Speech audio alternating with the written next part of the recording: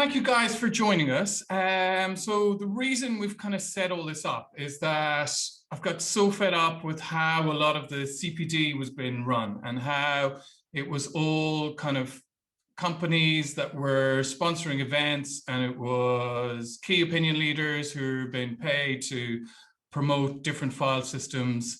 And really what the main thing is about the anatomy. And if you understand the anatomy, any file system can work. But what you have to try and do is to figure out which file system is going to work in this specific situation. So what we always say to people is don't get fixed up on systems, don't get fixed up on protocols, try and look at the anatomy that's in front of you and then pick the file system which is going to treat that in an optimum way. So the primary objective of endotherapy is to remove bacteria when it's infected, remove pulp tissue when it's inflamed, create a good coronal seal, and to make the patient symptom-free and happy. And it's the basic concepts are really, really simple. So we basically need to clean, shape, and seal. Now, I think endo went through a really kind of phase where we're just obsessed with shapes, and file systems progressed from when we used to do hand filing, which were actually quite conservative shapes. They used to be 05 taper shapes. But however, we progressed to bigger and bigger and bigger shapes. And the way that a lot of dentists are taught is that if you're struggling to get down into the apical area, to keep doing coronal flare, and the more coronal flare that you do, the easier it is going to be to get into the apical part. But the problem what we need to think about is there's no point having an absolutely perfect endo and then the tooth cracks, or you've removed so much tooth structure trying to optimize the endo that it's like the tooth becomes unrestorable. So we need to think things in the bigger picture. So we need to look at the restorability first, we need to look at the periodontics, and then the endo is the kind of the third thing. What I've totally changed my whole technique in how I treat cases anymore. So we try to be really conservative. So we try to minimize the footprint that we have on the tooth. And a lot of our restorative colleagues are really appreciate that approach. So let's say a case like this has been treated 7 times. So basically they've opened it up, they've dressed it, and because the tooth isn't settling down, they keep on removing more and more dentin in the coronal part. And you can see how thin now the root is in this area.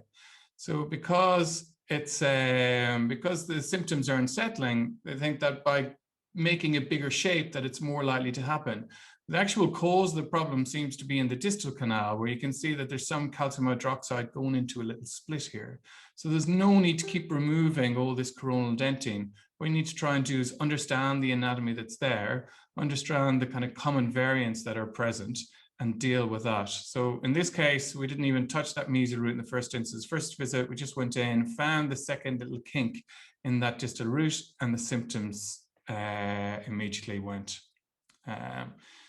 But look at the amount of damage, the iatrogenic damage that is done. I mean, look at the size of the access cavity that's done in the tooth. It's like the first thing that I looked at this tooth is like, is this tooth even restorable? The prognosis for this is absolutely poor compared to, like, when you look at the delicate anatomy that's in the teeth either side, it doesn't make any sense to use big shapes or big one file systems on these teeth.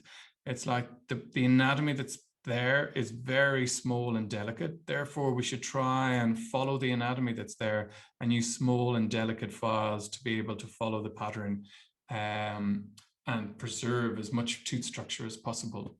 So I work in the West End of London, and we've seen how cases from like some of the best endodontists in London over time. So we're seeing a lot of pro taper cases where there's big SX, coronal flare. We're seeing a lot of root fractures on those cases 10, 15 years after they've been completed.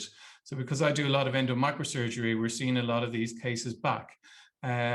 So that in a way has really shaped how I do my endodontic shaping. So it's like we can see that when a good root canal treatment is done, the most common cause of failure is either restorative failure or cracked roots. So if we can still fulfill our endodontic objectives by getting to the apex by allowing fluid exchange to get down into the apical third, by removing the bacterial biofilm, but we can still keep more tooth structure, then hopefully we're going to reduce the instances of root fracture, and we're going to reduce the instance of, like in this case here, where there's just so much coronal dentine removed that the tooth virtually becomes unrestorable over time. So to just reinforce this point, I just want you to look at these micro CT scans. So these scans are amazing, and these are the images that are in my mind all the time when we're doing cases. So it's just look at how small the canal anatomy is. See the shapes of them. So they're not perfectly round shapes, especially look at the distal canal. So if we're putting big taper files in there, all we're doing is making a big hole kind of in the middle of the root. We're just removing more and more tooth structure. We're not actually getting, we're not shaping canal, we're just removing a lot of dentine. So the key in these cases is to get a shape that can be cleaned, then try and use some dynamic irrigation that we can move the irrigate around to get into the areas that we're not able to instrument. And then try and use, I really like using microsuctions as well, where you can see the fluid going into one canal and coming out through the other. And just really trying to create conditions for us to either remove biofilm or to remove the pulpal tissue that's in there. But we can see from these micro CT scans how scary it gets when we get down apically. And one of the reasons why I don't like a lot of the single file systems, and we'll see some more of that, is that if you've got a big file and you're trying to push it down apically, there's not enough room for the irrigant to be around the file. And all that happens is that debris gets pushed in laterally and into all the apical deltas.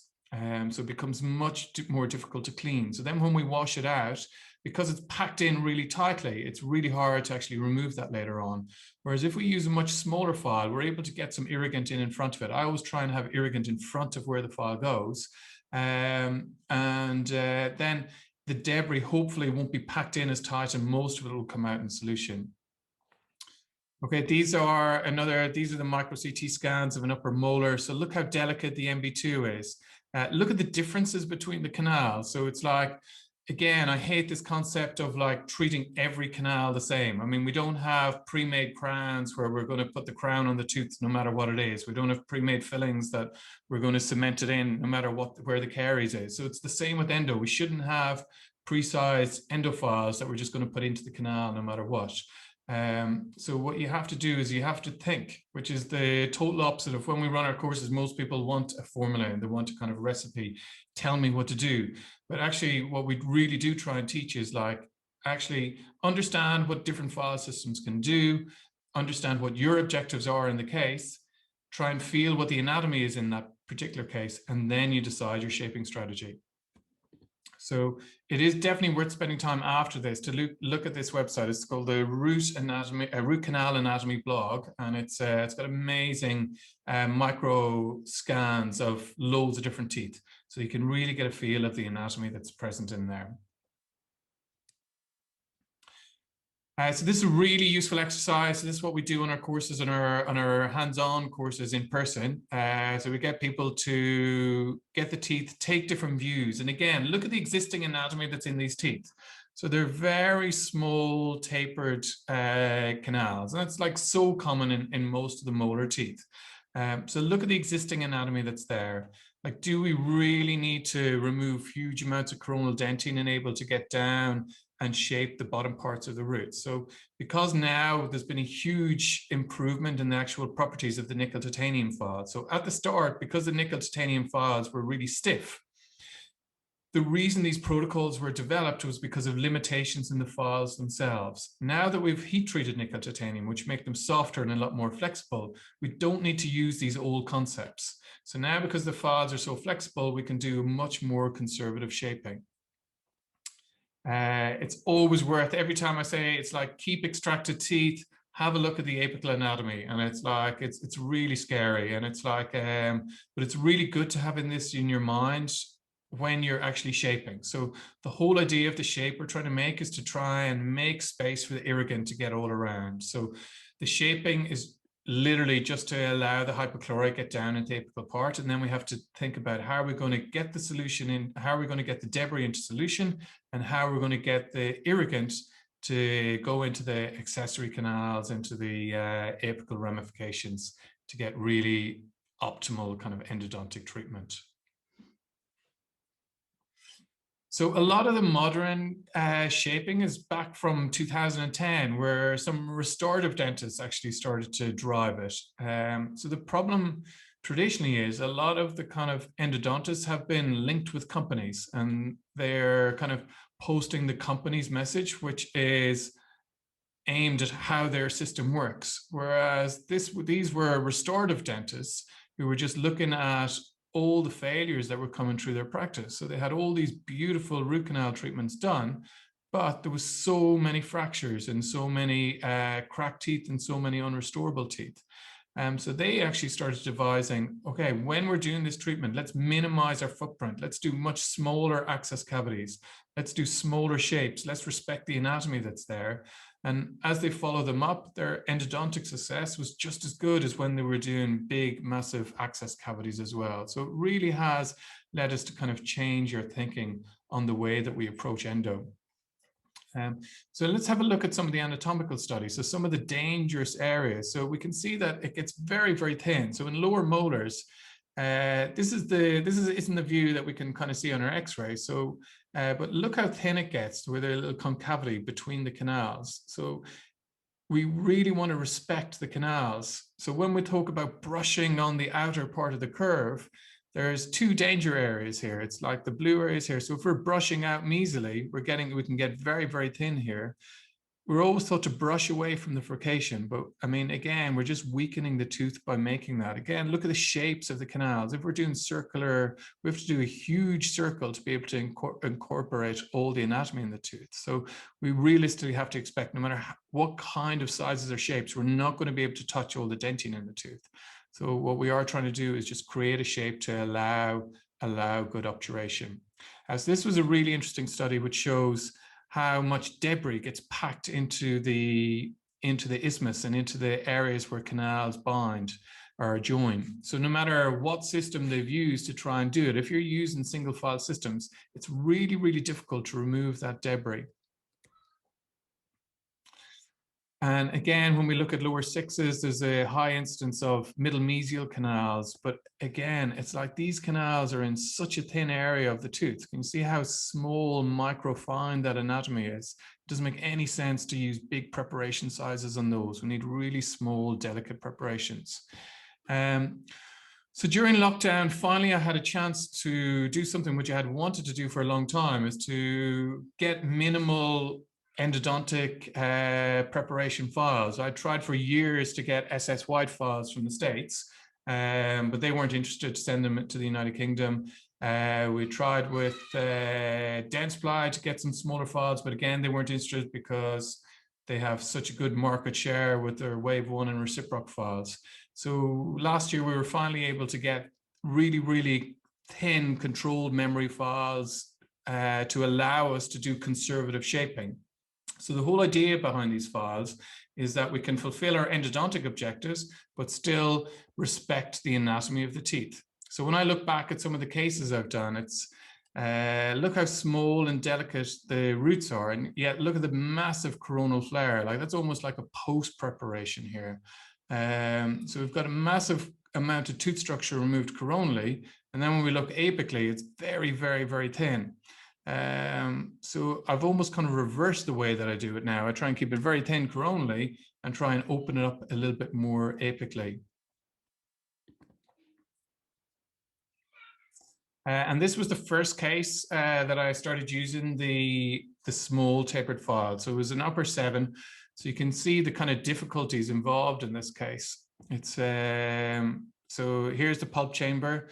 There's a sharp curvature mesially, it comes down apically, then a sharp curvature distally, and then another curvature right up here to the sinus. So if we're going to use a big taper file on that, we're almost definitely going to almost strip perforate here, but plus the file is going to be too big to get around all that anatomy. So when we have narrow roots and narrow canals, we need to think narrow file systems. Again, this was an old one that I've done, but look at the huge kind of coronal preps to be able to get around that. So at the time, I was quite proud of that. But now when I look at it, I think I've removed far too much dentin here, and I could easily now increase that prep size with the narrow files that we have. So we have to think not just of endo, it's biomechanics. And restorative dentists love this. So it's like if you kind of explain the concepts of why you're considering changing your shaping, like restorative dentists get this straight away. So let me just show you how this case finished up. So, I mean, when we've sealed it, we've got a strip perforation here. This was once we've instrumented this second bit distally, all the symptoms sealed.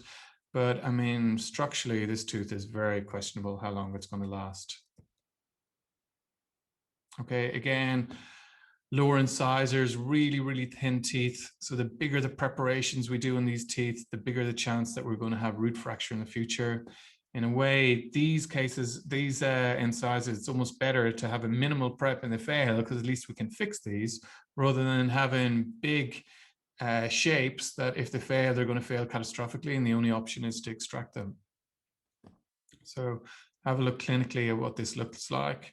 So it's really useful to use methylene blue. We just wash it out. And then we're able to see the crack line, and that's associated with a pocket going all the way down. So we know that the crack is in the root. So cone beam CT is amazing for endo. I don't do cone beam CT on every case, but I do use it more and more. And it's an amazing tool to be able to help you plan everything. So you can plan your access cavity, you know, before you touch the tooth, exactly how many canals are. You can save so much tooth structure because you know exactly where the MB2 is, so you don't have to trough for it. So sometimes the MB2 is right beside the MB1. If you know that beforehand, you can save so much time and tooth structure.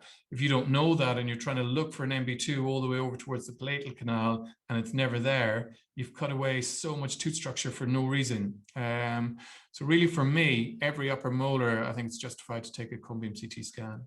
It also really helps us with planning our shapes because if we know the MB2 is joining the MB1 at a certain point in time, we can do a really small conservative shape and use the fluid dynamics to be able to get the fluid flowing between them all rather than opening them up with bigger files.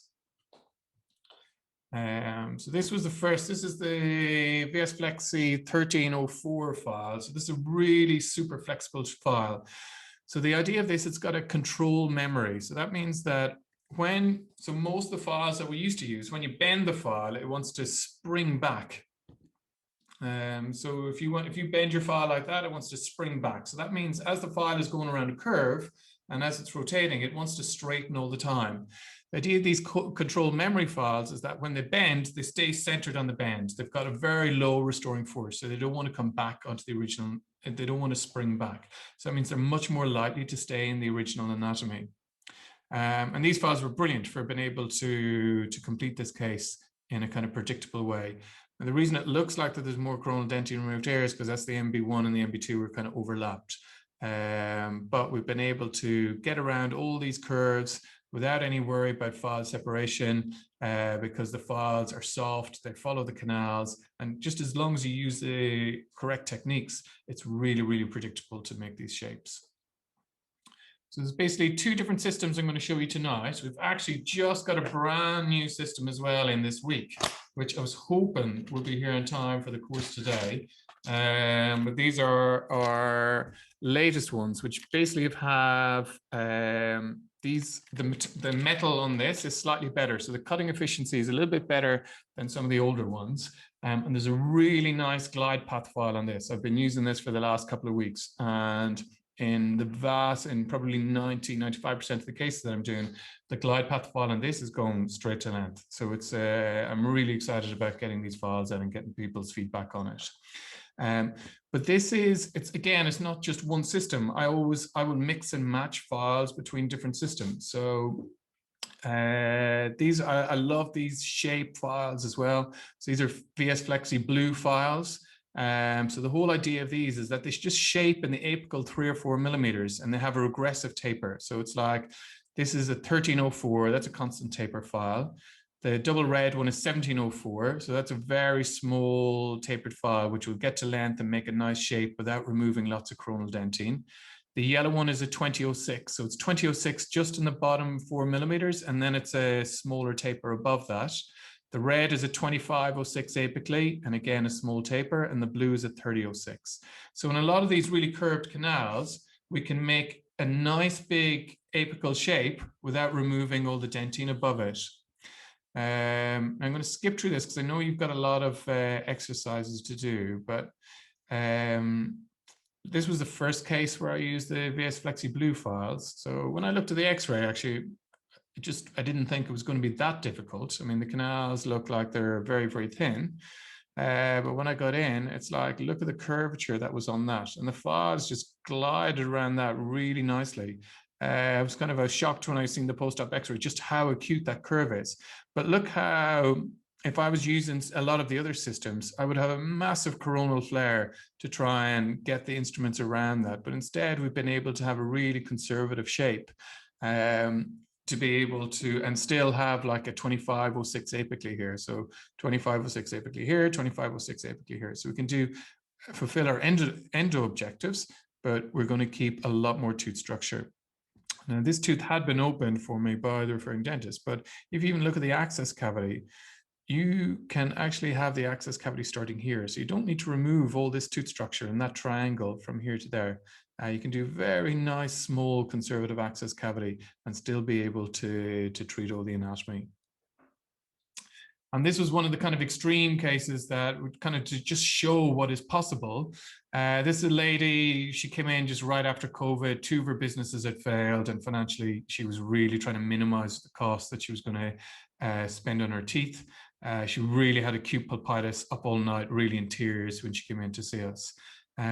So what we can do is just remove the caries, and because the files are so flexible, and using the tactile control activation, which we'll go through in the videos, we can keep all the occlusal dentin. So it's we can save so much tooth structure, and we still have a 3006 shape here on the distal of this canal. So we can, because all the caries is on the distal of the 5, we can clean all that out, clean out all the mesial caries, and we can leave the mesial marginal ridge intact and do our whole root canal treatment to it. So it opens up amazing possibilities in terms of the amount of tooth structure that we can possibly conserve going forward. So let's get ready now for the exercises. So you all should have the 3D printed teeth. The first video is just doing it hand filing. So it's you're going to shape up to size 25. You can get your teeth ready. If you have any problems, I'll be watching the chat, so you can just let me know as you're going along. Just go through it step by step as you normally would in practice. It says on the video at the start to actually just do it without watching the video, but I think if we do that, it's going to add a lot. Just watch the video and do it as you go along, and you can pick up some tips. And let me know in the chat if you're having any problems. So I'm going to play that video now. So the first exercise, hand filing, 3D printed tooth. Just a little tip to use lots of irrigant as you're doing it, and just watch how I manipulate the hand files. That's the most crucial part of this video. First exercise we're going to do. So the first exercise is to instrument the 3D printed tooth up to at least a size 20, and ideally a size 25. So if you can get size 10, 15, 20, 25 hand file ready, and just place it into the canal. The working length is 22 millimeters, and just instrument it as you would normally to length. Now, ideally, if you do that first, and then you can come back and watch the video afterwards. So just do it the way you normally would do it, and then I'll show you how I would do it, and you can see if you've picked up any little hints or tricks with that. So one of the biggest things I disagree with on nearly all the manufacturer's instructions, it says to instrument the canals up to a size 20 hand files. And for me, I do endo every single day. I never instrument up to a size 20. So the most common thing I will do, I'll use an 8 or a 10 file, but I never use a 15 and never use size 20 file, because what happens is when you go from a size 10 to a 15, the instruments get very, very, very stiff apically as they get thicker. So if you've got very, very narrow canals, you don't want to bring a stiff instrument. And that's why so many people, we see this in courses all the time, they can get a size 10 file to length, but by the time they've got up to a size 20, they've lost a millimeter or they've lost half a millimeter, and they're no longer patent in the canals. And the reason for that is that the stiffness of the stainless steel files, whenever you want to go around a curve, these files are too stiff to take the curve. So it's like they want to straighten and then they create a little step initially and then a fully formed ledge after that. So if you really want to improve your endo, don't go bigger than a size 10 file and then look at some heat treated nickel titanium files. So the difference between these files is that as they go around curves, they don't want to straighten, so they will hold their shape. And it's going to be much easier and much more efficient for you in practice if you go from a size 10 file to then a heat treated nickel titanium file. So let me just show you the sequence of how to manipulate stainless steel files anyway. So always have some irrigation in the canal. And the way I recommend to do it is, so place a file to length and just tap the file to where there's resistance. So in this case, the 10 file is going all the way to our working length without any need to rotate. So what we like to do then is have the size 10 file super loose in the canal. It's just very gentle. So you can see the motions I'm doing. It's small, little, gentle, 90-degree motions. So it's like watch winding motions. So they're not even 90 degrees, less than 90 degrees. So you're at your working length. And then once you're at your working length, very gentle up and down movements. So it's like very small amplitudes, just to get the file really, really loose and make sure it's going to length without any impediments. After you've got your file to length, refill the chamber with fluid. Get your size 15 file and tap that to length and see where it wants to go. So in this case, that's around 19 millimeters. So we've got about 3 or 4 millimeters that we need to get the file to length. So often I see big wrist movements and arm movements even when people are manipulating the files. Again, you need tiny, tiny, tiny little watch winding motions. And what you're trying to do is visualize the curvature. So you're trying to use the tips of your fingers and the resistance from the file to visualize that the path the file is trying to take apically. So there's a lot of resistance to this. So what I'm doing is small motions. I'm going to release the file, clean the flutes, re-irrigate, and again, place the file to length passively. Okay, push, and very, very, very small rotations. So the way that these files work is that they'll cut once the dentine's engaged when you rotate, and then it'll cut and release. So very, very, very small amplitudes of movement. Okay. So now, if it's getting very difficult, it's no harm to go back in with the number 10 file again and just slightly over prepare it. So if you've got a 10 file, if you can get that super loose, you can almost make it a size 12 apically. And then that makes more room for the size 15 to get to length. So as you're going in hand files, the jump from 6 to 8 is small, the jump from 8 to 10 is small, but the jump from 10 to 15 is really, really big. So that's why in difficult cases, people often make the procedural errors in the jump from the 10 to the 15 file.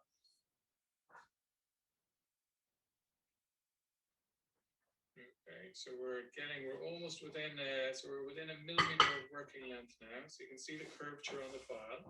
So now you want to try and visualize where the curvature is in the root. So place that again to length. Very, very, very gentle, just small little rotational movements.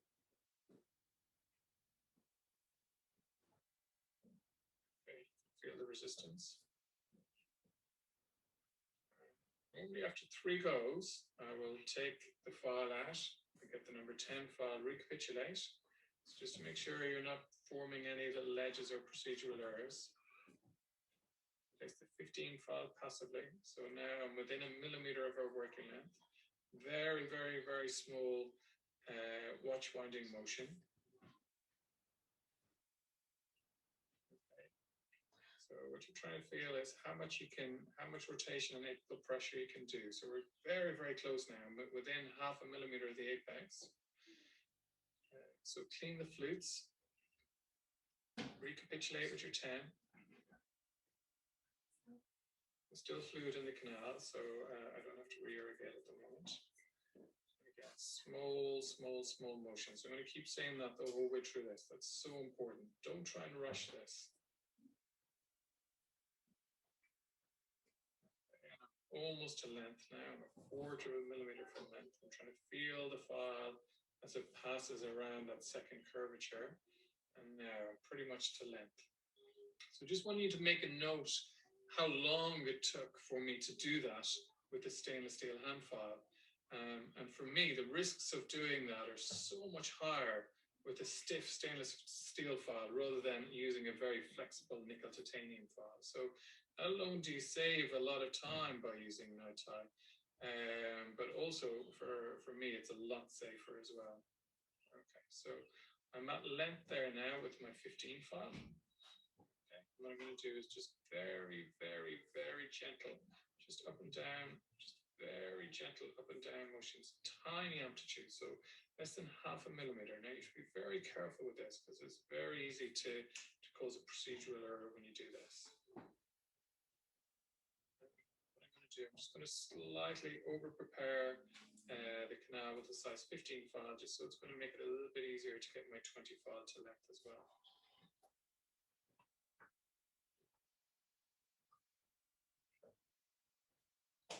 So let me know in the comments what you're feeling when you're doing this. So it's like, are you able to feel the file negotiating around the canals? And are you able to feel how much pressure you should put on apically? And are you able to feel the files actually engaging with the plastic in this case and the cutting? Okay, so we've got our 15 file to length now. How you know you're finished with the instrument is that basically tap it and it should go passively to length without having to do any rotational movements at all. So we've got the 15 file to length. Okay, now we're going to go to size 20. So this is a file I absolutely hate. So for any difficult cases, clinically, I would never, ever, ever use this. So I'm just going to place that passively. So it's about 20 millimeters. So 2 millimeters worth of work to do in the most difficult part of the canal. So you really have to control the motions that you're putting on this file now to be able to negotiate. So again, it's very, very, very small amplitudes of movement. There's a lot of resistance on this instrument.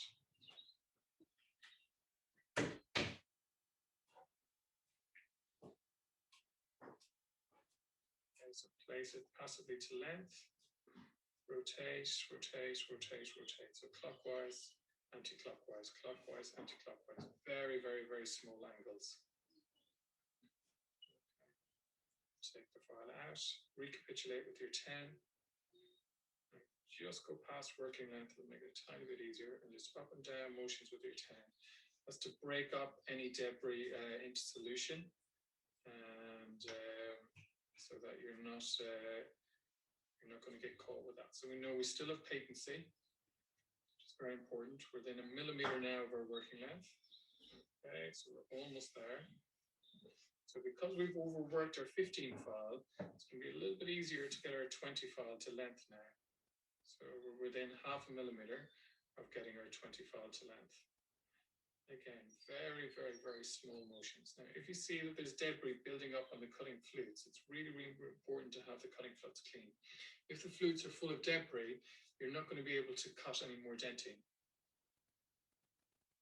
Okay, so I've got now the 20 file to length.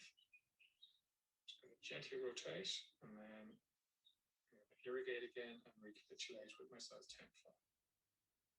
Okay, so when you're irrigating, make sure that the needle never binds within the canal, so up and down motion. So our number 10 file goes, I've got patency there, so we haven't transported, and the way we know we finished our preparation is that literally place our file, tap it to length, and it should go passively to our working length. Okay. Like that there. So we follow the curvature all the way right down. We remain centered in the canal. And if you like, ideally, you can go up to a size 25, just so you can see the difficulties in negotiating difficult anatomy. So the bigger the size you go with your files, the more difficult it is. Just to prove we've still got patency there, that's our number 10 file, still remaining centered in the canal. Okay, so it is possible to do with stainless steel files, but technically it's a lot more difficult. So let's have a look now and see how the VS Flexi controlled memory file system handles those scripts.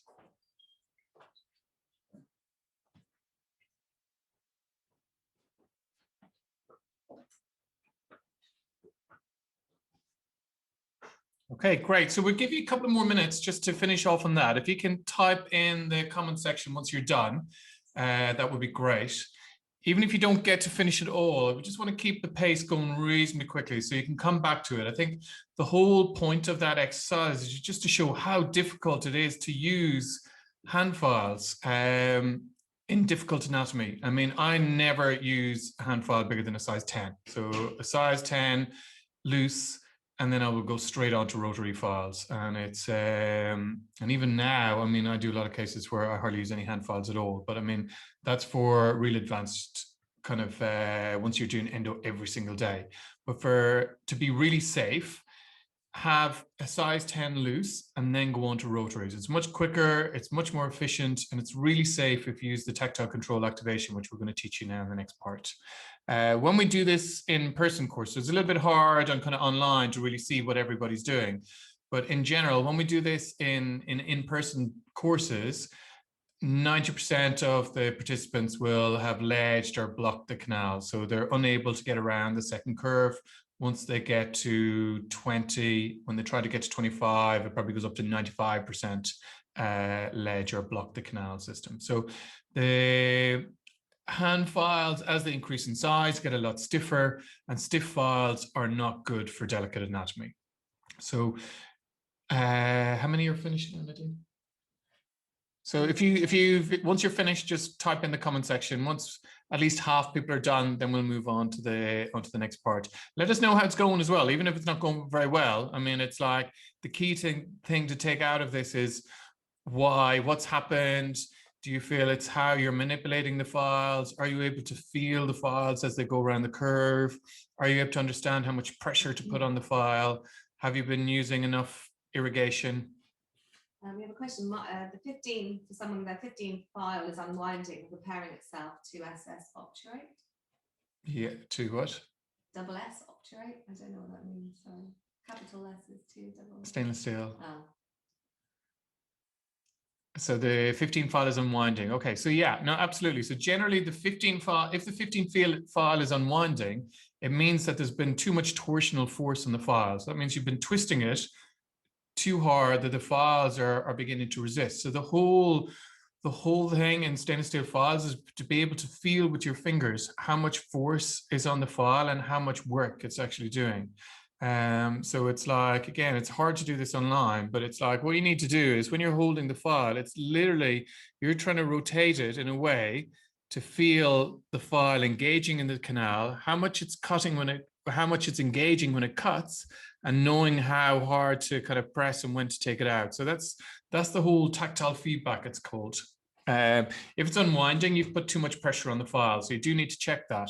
Clinically, if that happens, just discard the file once it starts to unwind, because the risk reward is just too low if you're doing a difficult case. But again, it just goes to show why you shouldn't use size 15 files. I mean, it's the jump from 10 to 15 is so much damage gets done from that file, and the jump from 15 to 20, even more damage gets done. So, I mean, when we do these, when we do the courses on extracted teeth, most people can get a size 10 and they can get patency. By the time they get to a size 20 hand file, they've lost a millimeter in length. And they're like, okay, I'm stuck. The 10 file can't get to length. It feels rock hard. And that happens clinically so often as well. And the reason for that is that as you come to size 15 and 20, the file, if there's any bit of a curve there, wants to straighten. So you're going to start cutting on the outside part of the curve. It's like if you're driving too fast in a car trying to go around a curve, you're going to go straight forward. And it's the same with the stiff stainless steel files. Yeah. We've got 10 people saying they're completed. We have a question, what about the golden median Yeah. file? Another one saying I have 2.5C files. Would you suggest using those after the 10 has gone to length before moving on to the 15? No, so I mean, part of the reason I'm trying to show you in this exercise is that I don't think you should use a 15, 20, 12.5. I don't think you should use any of those files. I think you should use a size 10 file, get that loose, and then go on to a super flexible rotary file. I was hoping I was going to be able to get this file for you for the course today, but I will send out a sample to everybody on the course today. But there's this file is brilliant, and it's you'll use it in the exact same way as the VS Flexi Gold, but it's once you've got a size 10 file, then move on to a file like this. This is like a 15 variable taper file. So rather, this is super soft. So it's going to go around curves. It's not going to bend back. It's going to stay centered in the canal, and it's super flexible. So it's going to make your life so much easier. If you've been in practice hand filing up to size 20, your life is going to change for the better, or well, at least for your endo life is going to change for the better. And there's going to be a huge, huge difference in your enjoyment of root canal treatment. It's going to become a lot more efficient. It's going to become a lot more predictable. But there is just a small learning curve that you have to master. And once you become confident with this, then you're gonna see your results improve massively. Okay, we're gonna give just 10 more seconds, and then we're going to move on to the next part. I mean, don't worry about the hand filing. Don't worry if you've had procedural errors. It is worth. Yeah. Sorry, another question. What's the cross section on the new files? Yeah, we'll come that to the end. Let's just keep on. We'll keep on track with all of it, and I'll send you all the information on the new files later. So the second part, okay, so just sorry to finish off on the hand filing. It is worth just make a little note of what happened. Send us kind of your comments on each of the sections as well. So at the end of it, just to have a little reflection on what happened. If you managed to file up to size 20, you managed to keep patency, well done. That's absolutely amazing, because technically that's really difficult to do. If you made a procedural error, try to figure out where you made the procedural error. If you unwound the files, you need to have a look at how you're manipulating the files and how much force and how much pressure that you're putting on it. Have a look back at the video again. I'll send anyone who needs a link for that, and how we manipulate the files. So really, really, really small units of rotation. So you're not doing big rotations. You're not using a wrist. You're not using a hand. It's really, really, really delicate motions. Okay, so we're going to go on. The next one is VS Flexi Blue. So if everyone can get your blue system out, try and be organized in a way that you just have a size 10 file now and the VS Flexi Blue system. So this is, a lot of endodontists use this system. This is a very small taper file system. So you need to understand the fluid dynamics and irrigation to use this. But the 17.4 blue file is a brilliant file as well. I think, so even if you do a lot of general dentistry, it's worth having that file kind of in the background, and it can come in useful at times. So once you get to use it, you'll see. Yeah, so another question. Is that the VS Flexi DPS? No, so the VS Flexi DPS is the gold system. So you want the VS Flexi Blue. So if you look at the back of the pack, it will be 2006 orifice opener. That's the same on both systems. Then you'll have 1304, 17.4, 26, 25.6, and 36. So they're the really thin ones. So if you look at both sets, they'll be the thinner files and they'll be blue color.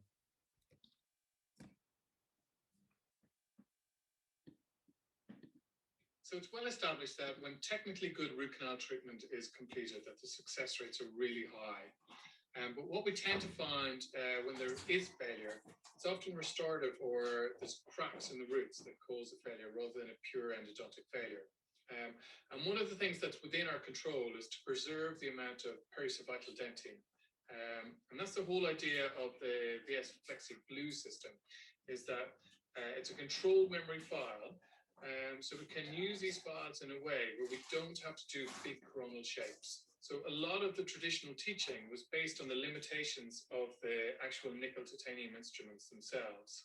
So because the instruments were quite stiff, we needed to make big shapes. So we needed to do big coronal flares, and to enable the instruments to get down around the apical curvatures. Now that we've got super flexible control memory files, we don't need to do those big coronal shapes anymore. So we can still meet our endodontic objectives, but restoratively, we can preserve so much more of the pericervical tooth structure. So the area just above and below the alveolar bone has been shown to be a critical area for the development of cracks. So the more of that tooth structure we can preserve, the better the restorative prognosis for the tooth is long term. So we can have really good endo outcome, and we can try and improve as much as possible the restorative outcome for the tooth as well. So let me go through the actual steps in using the system. So like we showed in the previous one, always have the canal full of fluid at the time. So you can use a number 10 scatting file. And as we showed in the previous one, just tap that to length and see where the file wants to go. So in this case, we have a little bit of work to do to get it to our working length of 22 millimeters. Clinically, you attach your apex locator to confirm that you're at your zero reading. And just very, very, very gentle watch winding motion, just to make sure that the 10 is loose. So don't start with any rotary files until your 10 is loose within the canal. Now, if it's a very difficult case and your 10 can't get to the apex straight away, you can do it in a staged approach, but you don't want to bring a rotary file any deeper into the canal system than where your 10 file has already. So let's just go through the sequence on the VS Flexi Blue file system. Now, you don't need to follow the sequence. So if you have your own way of doing things, you can use different files for different reasons, but just for demonstration purposes, we're going to go through all the files that are in the system. So the first file is the orifice opener. This is the 2006. And the whole idea is to preserve the pericervital dentine. So you really don't want to use this file deep down into the canal. So the purpose of this file is just to be able to reposition the canal orifice and just to make it easier for some of the really thin files to get actually into the canal system. Because the tips of these files are so flexible, you want to place the file passively into the canal. So you don't want to rotate the file before you place it in the canal. You want to just place it directly into the canal, just engage it, and then activate. So 1, 2, 3, and you're done. So you're going to be able to see exactly where on the flutes where the file engages. Place it to activation, and then just 1, 2, 3 bites, and you're finished. So you can put that file away. Now, the reason these files can be really good, if you've got an area where it's like really difficult to access, you're able to pre-curve these files. So you can make it a lot easier to actually get it into the canal system. And once you've those first couple of passes done, then it'll make it a lot easier. If your 10 file hasn't gone to length in the first instance, once you remove those coronal interferences, then it becomes a lot easier to do that. So our next file now is we're going to go with the 1304. So I'm going to place this passively to length. So we can see in this case, the file goes to 19 millimeters. So we know now we need to work 3 millimeters in the most difficult part of the anatomy. So remember how long it took us to get from a 10 to 15 when we were using hand files. So let's see how it goes here. Okay, so 1, 2, 3. Okay, so 3 bites and out. Okay, I clean the flutes in between each pass. I'm going to irrigate. Get a number 10 file. Just pass it just to your working length or half a millimeter beyond. Make sure the flutes are clean. Now don't rotate it. Place it passively for length. Now I'm 21.5 millimeters. So in the first pass, I've almost got to working length. So this now I just need to do half a millimeter and I'm to length there now. So three passes and you're out. So already in literally 2 goes, we've managed to shape it to a 1304. The next file is the 1704. So it's not a constant taper. So the 1704 is only in the apical 3 millimeters, and then it's a regressive taper after that. So that means it's going to save a lot of the pericervital dentine. So we're not using big creps and deep big shapes. So again, just use your 10 file. Place the file passively into the canal. So you can see here the file already goes to 21 millimeters. So we just need to shape 1 millimeter on the apical part. So because we're placing it passively, the file is just literally engaged now in the canal. So activate it. 1, 2, 3, and hash. Okay, so you never press it. So you don't want to press the file. You're just seeing where it wants to go. Resistance out, resistance out, resistance out. So do that 3 times, and then go back in with your 10 file, and that goes nicely to length. I'm just going to slightly over-instrumented. So you never keep the file at the same.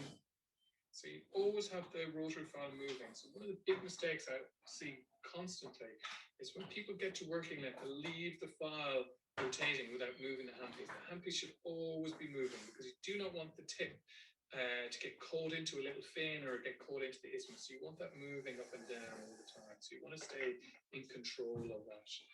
So now we've got our 1704 to length. We're going to move on to our 2006 file. So again, we're going to place that to length. So in this case, the 2006 file goes about 19.5 millimeters. So I'm just placing that passively. I'm not rotating the file when it goes in, and I activate it. So 1, 2, feel it's doing a lot of work, this file now. So this is really opening up the canal anatomy apically. So I'm going to take our irrigate, I'm going to go back in with our 10 file, just recapitulate just through the apex. And make sure the flutes are clean before I use it again. So if you've got a little bit of gauze, or if your nurse can do it in between passes. So I'm going to place it passively again.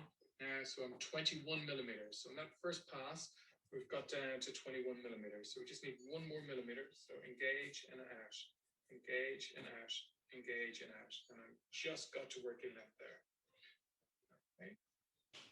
So again, irrigate, up and down. Use your size 10 file to recapitulate. Okay, it's sliding nicely to length. And the way that you know that you're finished your preparation is, does it slide passively to length? And in this case, we're about 0.5 millimeter. So I'm just going to work that last 0.5 millimeter a little bit more. 1, 2, 3. Clean the flutes. And then check. So does it slide passively to length? And there we do. So that's our double curvature file to 2006. For the purpose of this exercise, clinically, I would often accept that if it's a very difficult anatomy. You can go to a 2506, and for the purpose of this exercise, once you've got it done, feel free to do that. If it's an easier anatomy, or if it's got a lesion on the tooth, you may want to go up to a 3006, but the technique is the exact same. So if you just follow that technique, it's a very, very, very safe way to be able to negotiate difficult anatomy. I'm just going to pop the tooth out. So you can see, got patency, size 10 file is right through the apex. We've remained perfectly centered in the canal and sliding beautifully to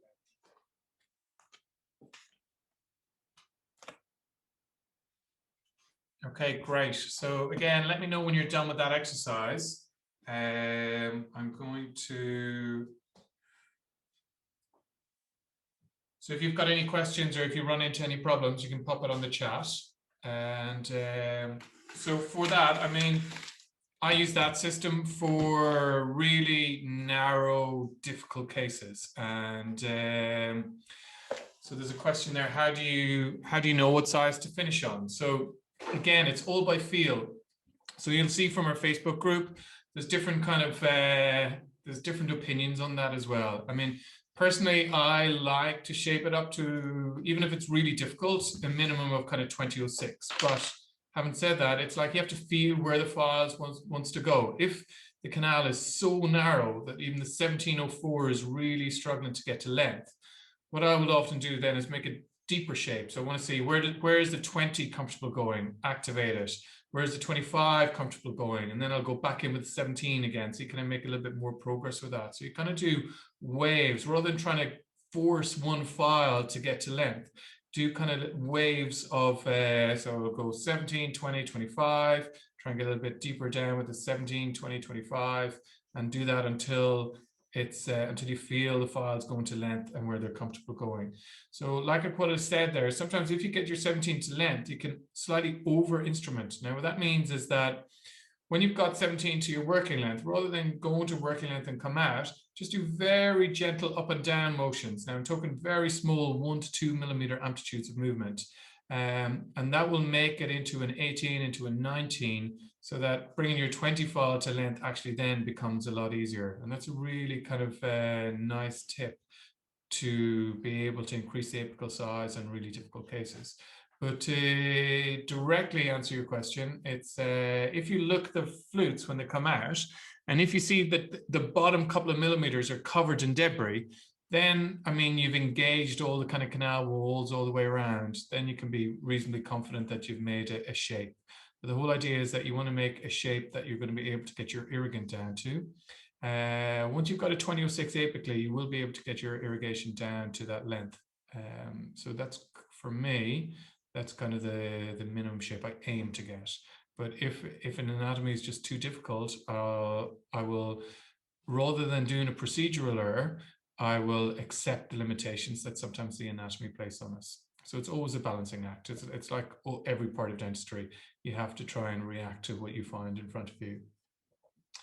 So there's another question here. Motor would be reciproc or just rotating. So, I mean, for these files, you don't need to use reciprocation very rarely. I mean, you can use reciprocation, but the whole idea of reciprocation was that when we had really stiff files, so the original reciprocation was used on the ProTaper F2. So that was a really stiff file.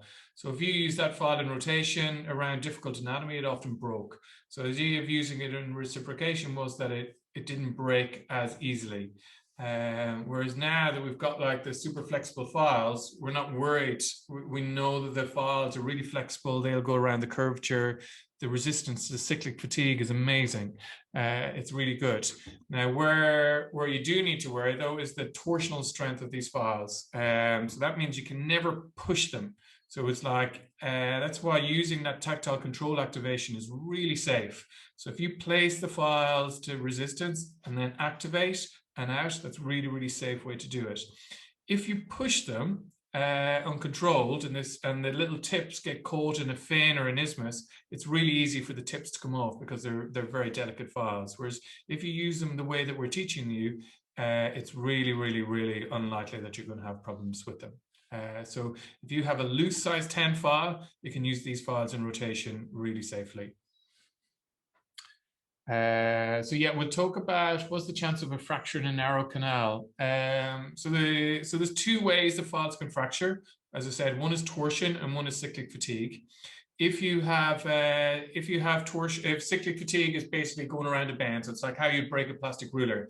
These files are really safe in cyclic fatigue. So if you place them to length in rotation and you use the small movements, I don't think you're going to break them in cyclic fatigue.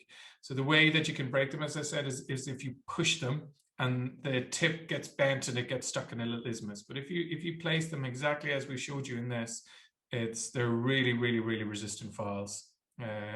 But it's a confidence thing. You need to do what I say to everybody. You need to do like 10 cases to get a feel, because it's a very different feel. If you're used to using reciproc, where you're literally just bulldozing a file down the canal, you don't really have much feel in those systems. Whereas for this, it's a very, very different feel because it's such a soft, flexible file.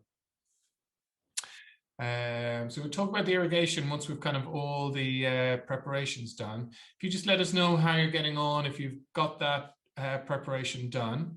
So once the majority of people have it done, we will move on. So well done, David's done. So how did it go, David? Did you manage to keep patency? If you let us know how it went as well, that'd be great. So it's a very different feel to what a lot of you may be used to. And remember, this is a really difficult canal system. It's okay, well done. So Paran kept patency, didn't with hand file. So exactly, and this is, I think you'll find this clinically as well. Cases where you got patency with your 10 file, and then when you come to obturate, you're a millimeter short. A lot of that will stop happening once you use these really flexible nickel titanium files. Excellent. So it looks like there's really good results coming in there. Even if it's not going perfectly, don't worry. I mean, there is a learning curve with this as well. If you've had problems, let us know. We can send you out some more 3D printed teeth as well, and we'll help you kind of get the technique right to make sure that you do get confident with it. It'll make such a big difference in your kind of enjoyment of endo if you use these rather than 15 and 20 hand files. So we're going to give 2 more minutes and then we'll go on to the last exercise, which is the VS Flexi goals. Now, Personally, I think that a lot of people who are using the VS Flexi Gold are going to change over to these new files that we've just got this week. The reason being is that well, there's a couple of reasons. Number one is the orifice opener in this system is much nicer. It's a small little kind of bullet shape. And so it's really flexible. So if you've got patients with limiting opening, you can bend them right in and get them into awkward angles. It just cuts really beautifully and quickly.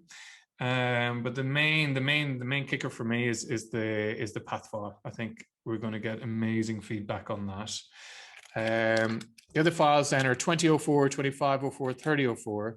But then we've also included a file in this, which is a 27, which is the same shape that a Wave 1 primary makes and that a kind of Pro Taper F1.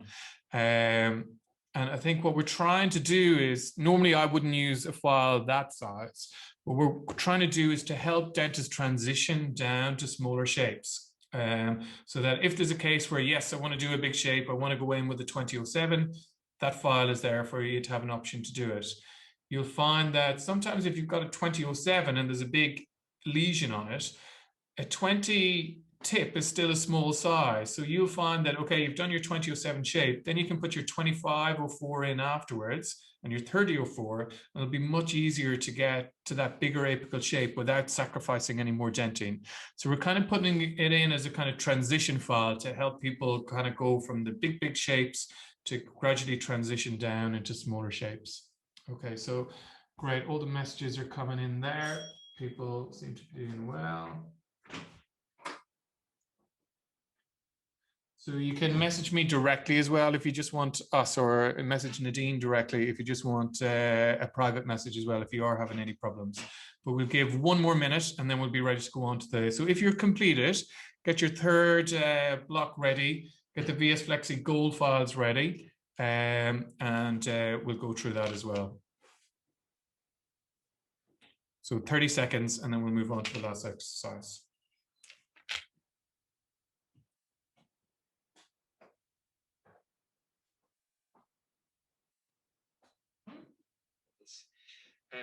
So already, hopefully at this stage, you've done the exercise with the hand files.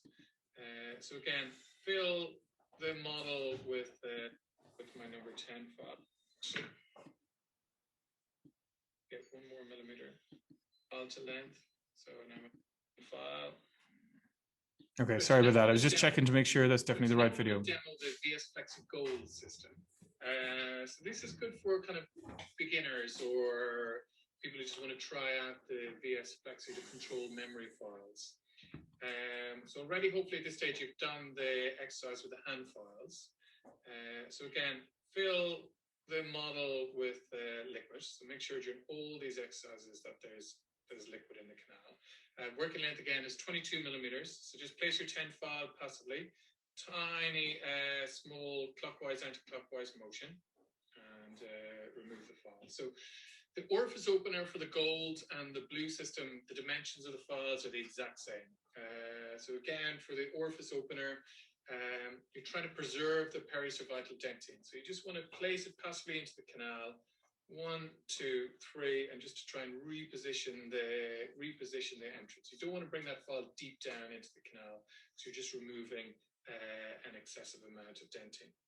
So once you've done that with your orifice opener, then the first file in the gold system is the 1304.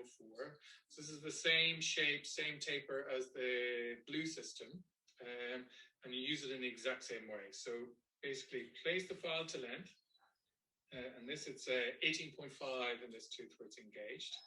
And so once it's snug, so if I try and remove that, I feel resistance. So place it passively, 1, 2, and take it out. Okay, so you can see there's lots of the flutes are filling up with dentin there.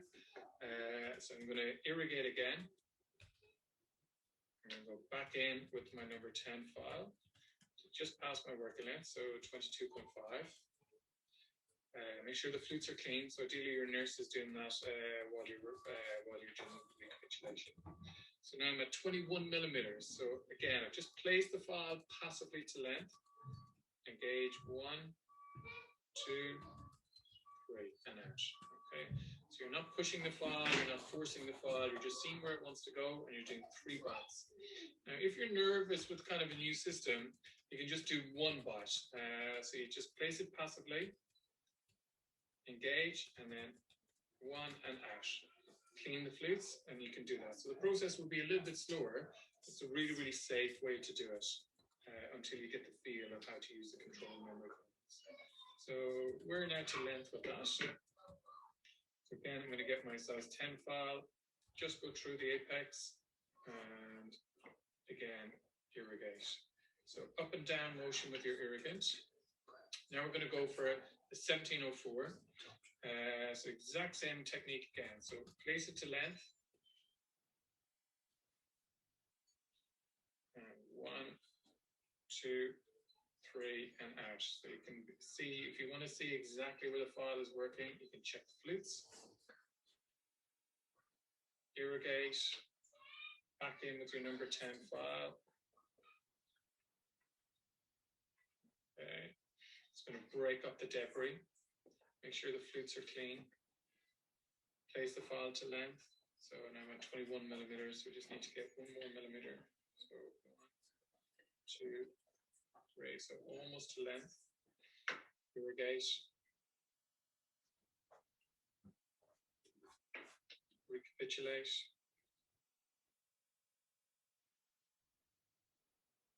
And third pass now, hopefully we'll get to length this time. So 21.5.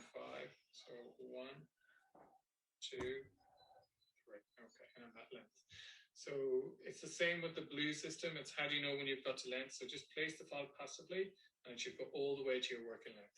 Okay, so once you've gone to your working length passively, then you know you've prepared the canal enough. Okay, so we're going to move on to the yellows. This is the 2004 now. So place it passively. So I'm at 20 millimeters now. So we need to work the last 2 millimeters. So 1, 2, 3. Back in my 25.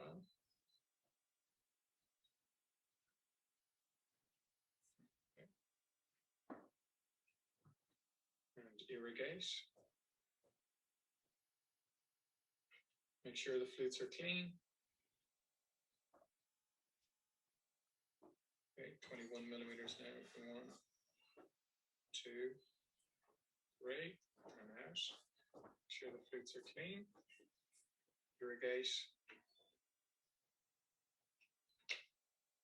Back in with your number 10 file.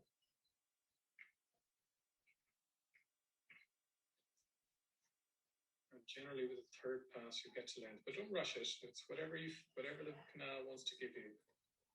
Now, if it's struggling, it's a good idea to just step down a file size again. So if you feel that the 20 is struggling to get to length, go back down to your 17.4, place it passively, and just brush a little bit those last couple of millimeters, just so you can make a little bit more room for your 20 file to get to length. Okay, place it passively, 1. That's double curve, that's really, really, really going to be sticky. Okay. This is a slightly bigger taper than the blue files. It takes a little bit more time just to fully instrument. So now that I've just widened that curve in the second curve, hopefully now that's going to make a little bit more room for the 20 file to get to length this time.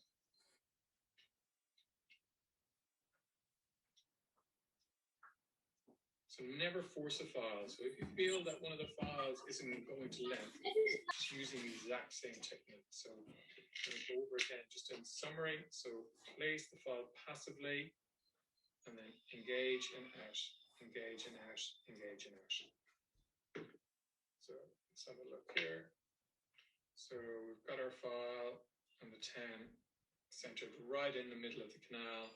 We've kept all the curves beautifully. No transportation, patency has been maintained, and we've done it in a fraction of the time that it would take to do by hand instrumentation. It's a much safer technique. Okay, thanks for your attention. If you have any other questions, you can pop them in the comments.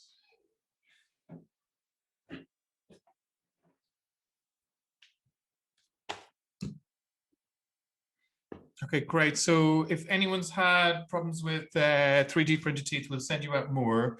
We'll also send out, if just message us, we'll send you out some of the brand new files as well. If you want to practice any of those again, just let us know. We can send you a link to a video too, and you'll be able to do it step by step. So hopefully you're able to, sorry about the background noise on that one, but it should be fine. Now the key on that is it's so simple, and it's just having the repetition to keep doing it the same way. So coronal, like use a very small coronal flare. So when you're using that orifice opener file, just a couple of millimeters in it, and all it really is, all the coronal file is literally just to reposition the orifice and just make it easy to get your files in.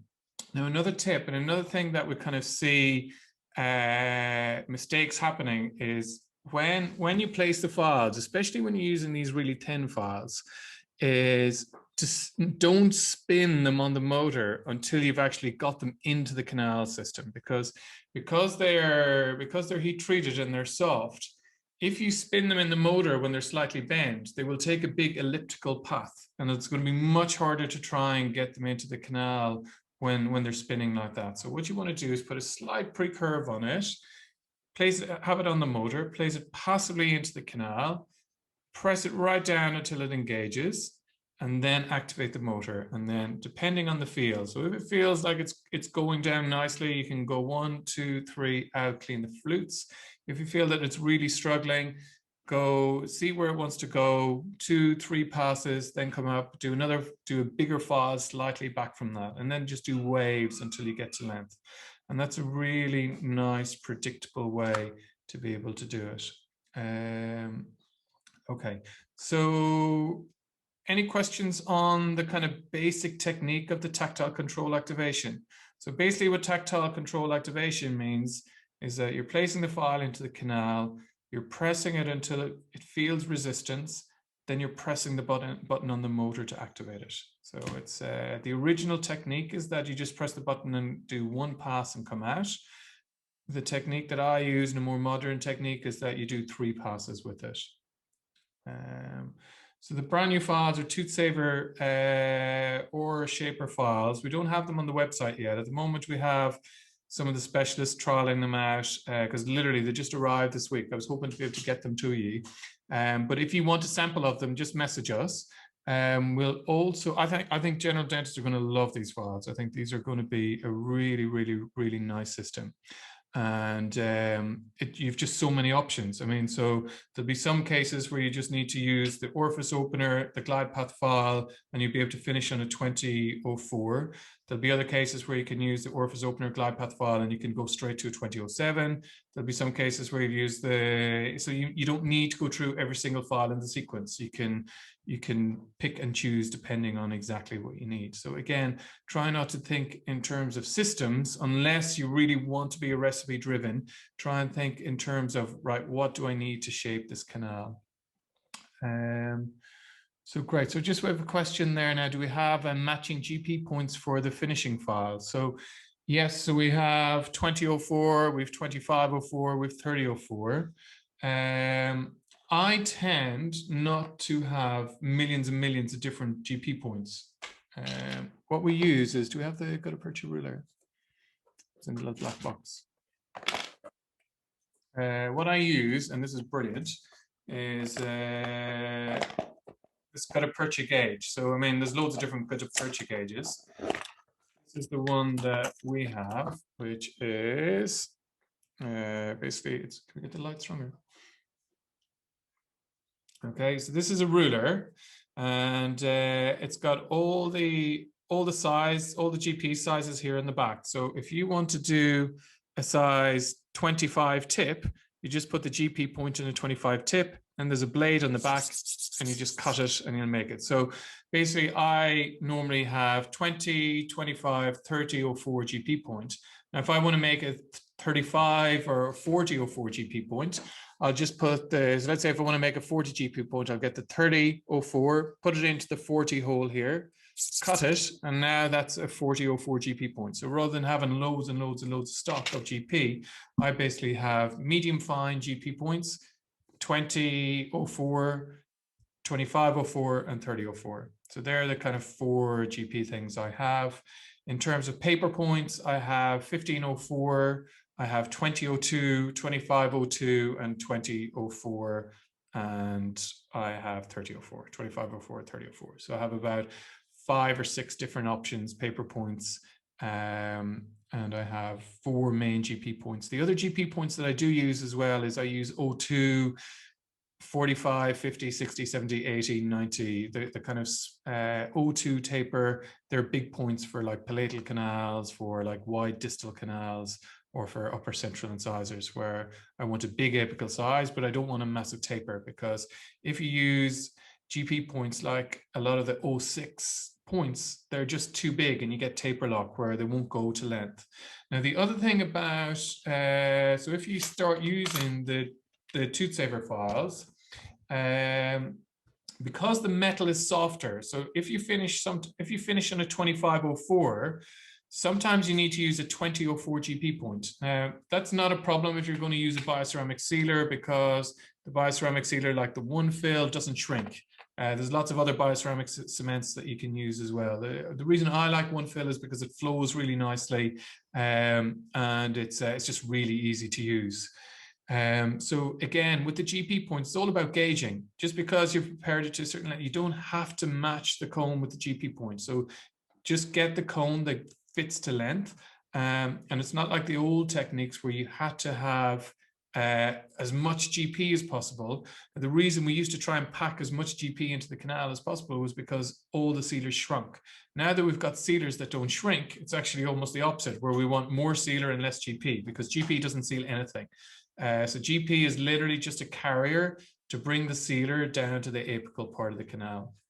What's the difference between the blue and the gold? Okay, so the difference between the blue and the gold is it's the taper and how they're heat treated. So the taper is smaller on the blue, so they're a lot of endodontists like those small shapes. If you're just doing endo occasionally, it's probably going to be easier for you to use the slightly bigger shape. So if you use the gold or the tooth saver files, the gold is a little bit easier to obturate because the shape is bigger. If you're going to use the blue files, you have to use the medium fine gutta percha points. So they're very thin 03 taper points. And then you need to use a gutta percha gauge or one of these type rulers, GP cutters, to make the tip of the GP at whatever size it is. So if you finish on a blue VS Flexi blue file, or if you finish on the VS Flexi blue file, that's a 30 tip. So you'll get your medium fine comb, put it in the 30 hole, cut it, or ideally your nurse does, hands it to you measured, and then you inject some one fill into the canal, and then you just place your GP to length. And that's a really, really, really predictable, easy way to obturate. Do you use things in files 20, 25, etc.? No. So I use the GP to gauge. So I think that's the easiest way. I think I just don't like using stiff files in the apical anatomy at all. And so what I will normally do is, once I've finished all the preparation, I will get, well, the file I use now is I use the 15 glide path file from the tooth saver files. That's a brilliant file. I attach that onto my apex locator. I find it much easier to use than a number 10 file for getting my final working length. Then once I have my final working length, then I will inject the one fill, place the GP point, and I'll use the GP to gauge the file. Which sealer has the least shrinkage? So that's why I recommend one fill. It doesn't shrink. In fact, there's a very tiny expansion on it. Whereas all the traditional sealers like AH plus shrink, the zinc oxide eugenol shrinks, all the calcium hydroxide sealers. So all the traditional sealers shrink. Whereas the bioceramic sealers, they absorb water, so they expand slightly on setting. So just to confirm, the taper for the blue is 6% and for the gold is 4%, is that correct? No. So the gold, yes, is 4%. The taper on the blue is just 6% on the apical 3 millimeters. So it's 6% on the apical 3 millimeters, and then it gets smaller. And that's why you can't use an 06 cone or you can't use an 04 cone. You have to use the medium fine cones for that system. How difficult is retreatment with the bioceramic sealers, such as one film? So I did one yesterday, and the whole idea is that that's why you're placing the GP cone, so that if you do need to retreat the case, you can follow the GP down, and that will get you to the apical part. So yesterday, when I retreated a case, I could see the bioceramic bonded to the dentine, which is really good. But the idea of having the GP cone in place is that you can follow the GP down to the apical anatomy should you need to retreat, as opposed to just injecting sealer into the case entirely. So there's a couple of times where if I know that we're going to be doing surgery later, I will just inject sealer and not put any GP at all, so that when it comes to the surgical part, it's a lot easier than I just literally need to resect it, make sure that there's no isthmuses or any lateral anatomy there. And the surgical procedure is much easier then because you're just resecting onto the set bioceramic sealer. And two final questions. Do you have any evidence? Do you know where the evidence is for the traditional sealer shrinkage? Is that something? Yeah, so post the links to? Yeah, we can. I mean, it's well known. I mean, that's why heated gutta percha techniques all arose, is because we know that sealers shrink. All the tradition, anything like we know resins shrink. It's like so when you mix them, straight away there's a setting reaction and they all shrink. So it's only a matter of shrinking. Now the idea of heating the GP using heat means that it's also going to shrink as well. So that's why I actually prefer cold hydraulic condensation, where you just inject the sealer, you place the GP in cold, and let me show you a video. We have a video coming up here of the actual obturation techniques. While you look at that, can you please let us know if there are any effects on outcome if there's an extrusion of the sealer, for example, for the bioceramics? So just before we go on to that, it's like, did everyone get to play with the Irriflex as well? So I think the Irriflex is brilliant. It's so this is the issue with the metal needles, is that it just can't go around the curves. It's like, so today I had a couple of cases where I had long, narrow roots like this. I made a 2504 shape with the new files, and the Irriflex easily slides to 1 millimeter from length. And it's like, it's just a beautiful way to get, whereas if you use a metal needle, the metal needle will engage much higher up coronally.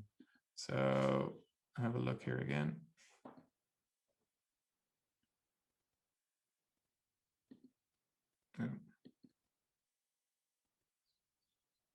Okay, so see with the metal needles get stopped. And I remember when I used to do, before I did my endo training and even during my endo training, when we were using metal needles, I mean, our metal needles were getting nowhere near the apical part in difficult cases. So it's like the fluid exchange is just 1 millimeter or 2 beyond where the needle reaches.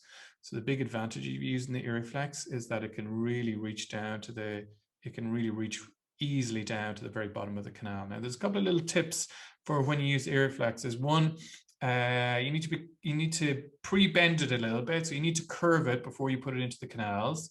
You need to have magnification to use it because you need to be able to see that you're putting, because the tip is fragile, so you need to place it directly. If you bash it off the base of the floor, it's going to bend and then it's not going to work as well. So it takes a few cases to actually get used to using it, but once you get the feel for it, people who buy Irriflex they're really, we've got a really high return customer rate for that. People are really happy once they've got the feel for it, but you need to try it a couple of times before you get the feel for it. So I know it's getting late now. I'm just going to try and finish up. A question. Okay, so this is our gutta percha cutter. So the whole idea of this is that we can use a very small taper GP. We can cut it to whatever tip we desire, really, and then we can get a really nice apical tug back so that we can get a good fit of the GP apically. And the whole idea of that then is that we can bring our one fill bioceramic sealer all the way to the apical part. We're using the GP as a plugger. So let's say we finish our preparation on a 2506, so we can pop this over. We're going to pop our GP point into the 25 hole, which is in there.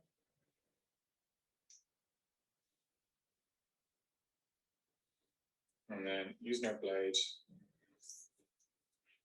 okay, we'll get a nice cut.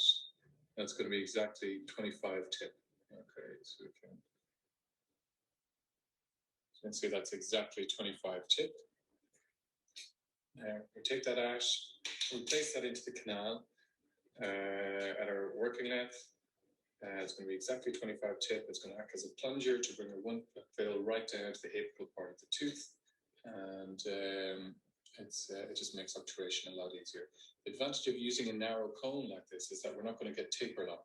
So we're not going to get a lot of the tapered cones if you've got long roots, because the working blades stop at 16 millimeters, but the GP cones are a continuous taper all along.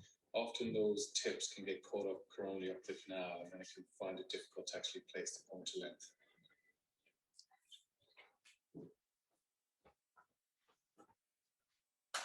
Okay, so here's a clinical case now of just to show how cold obturation. So I like these visco tips to inject the one fill in. It's you don't need to use them. There's two other tips that come with it as well. So, but they are material saving tips. So what it means is that according to manufacturers, you use almost 80% less sealer. So kind of what you spend on the tips, you save on sealer. So here in this case, literally, I've just used this, the FIP. So I use the FIP for heating the hypochlorite in the canals. So in this case, I've just literally seared it at coronal level. The clear up of the one fill is really quick. And look at all the lateral anatomy that we've managed to seal from just a single cone, injected in the one fill, and it's just cold hydraulic. So the GP is literally pushing the sealer into all the anatomy. And it's just a really quick, fast, efficient way to obturate. So there's no point spending half an hour trying to obturate with all the complex kind of heat treatment techniques. Spend that time getting the canals cleaner and just make your obturation efficient. And it's a really nice way to do it.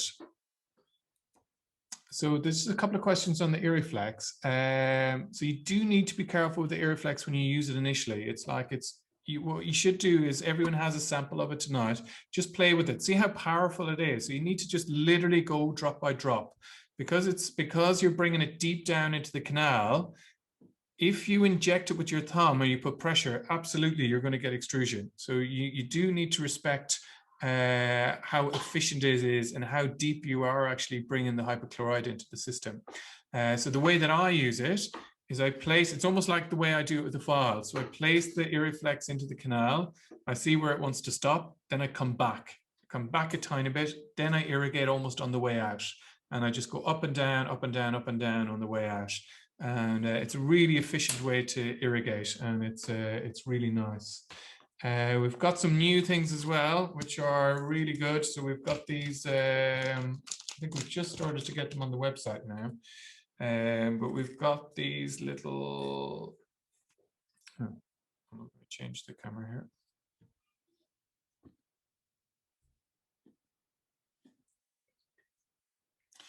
So we've got these little plastic tips.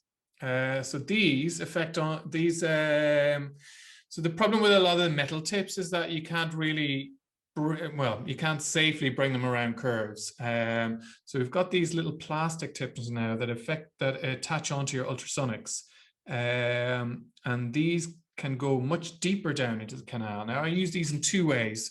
Sometimes I just literally use them passively rather than GP pumping, which can be frustrating sometimes because the GP can end up getting buckle.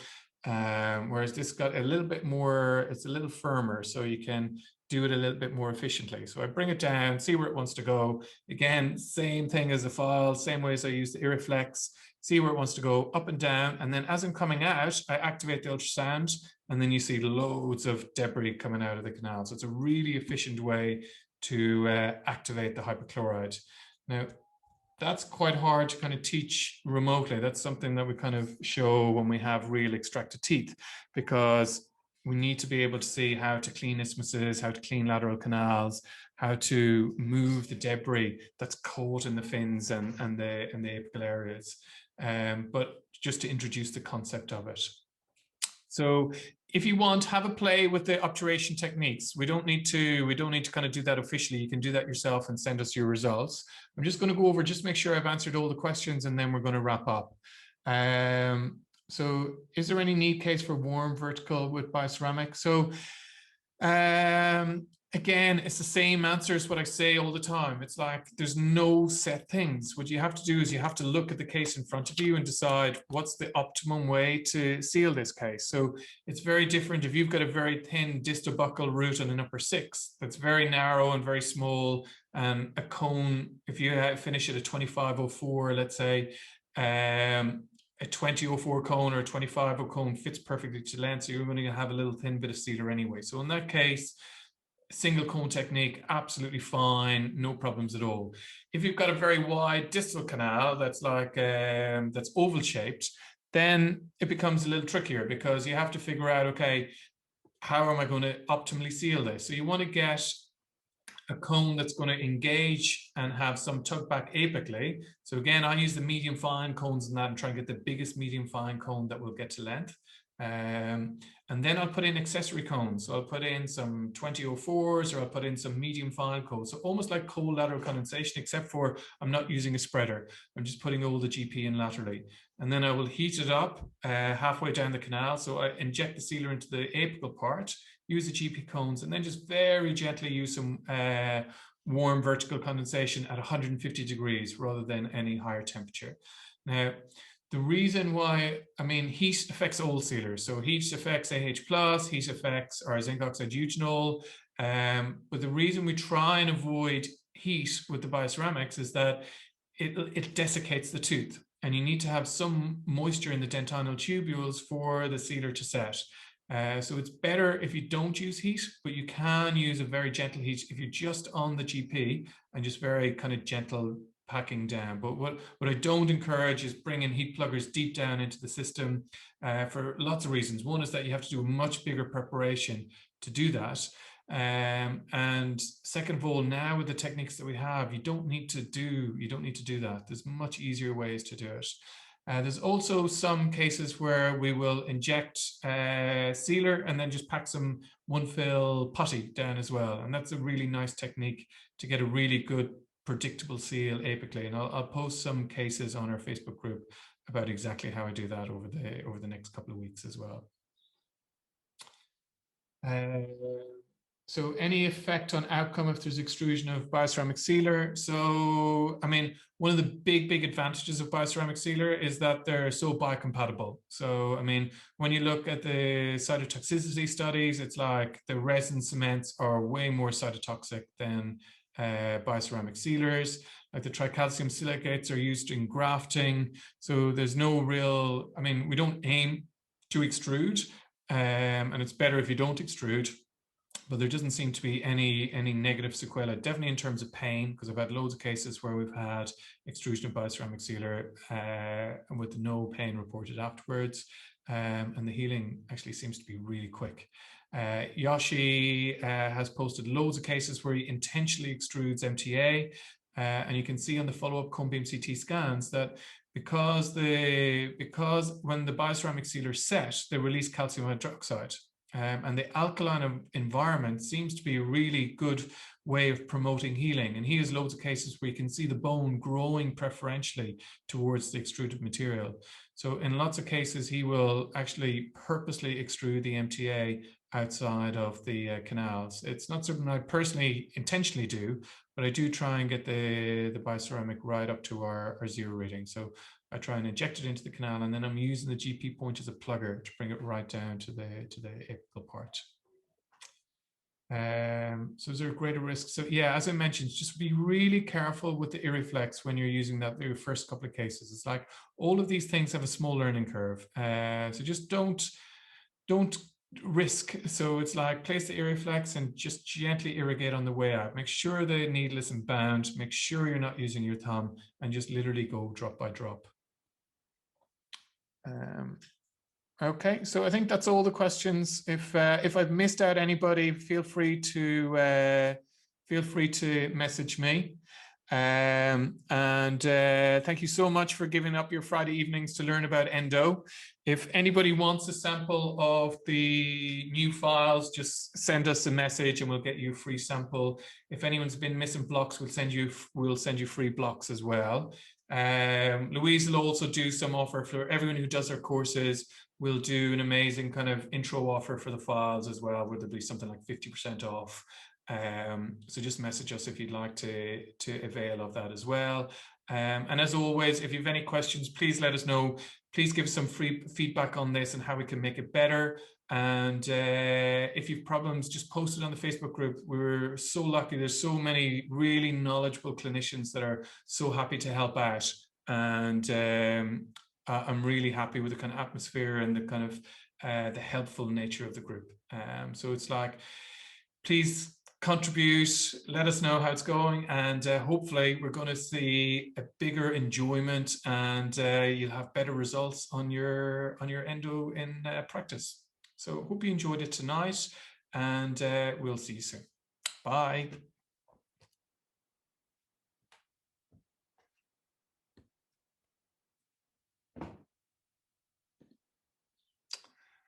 Okay. Great, guys. Thank you so much. If anyone has any questions that you just want to ask me directly, please feel free. I'll hang on for another couple of minutes.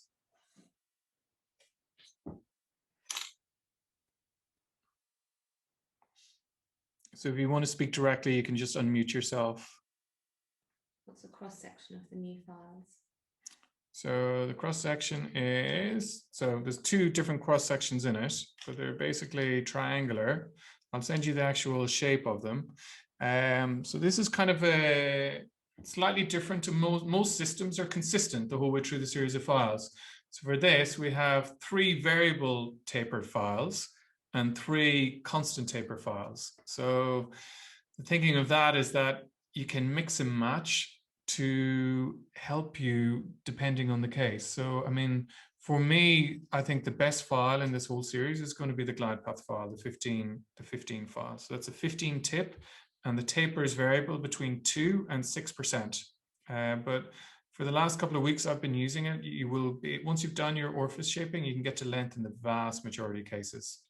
So if that's all the questions, thanks very much for joining us, and just message us on the, you can either message us directly or we'll see you on the group. Bye.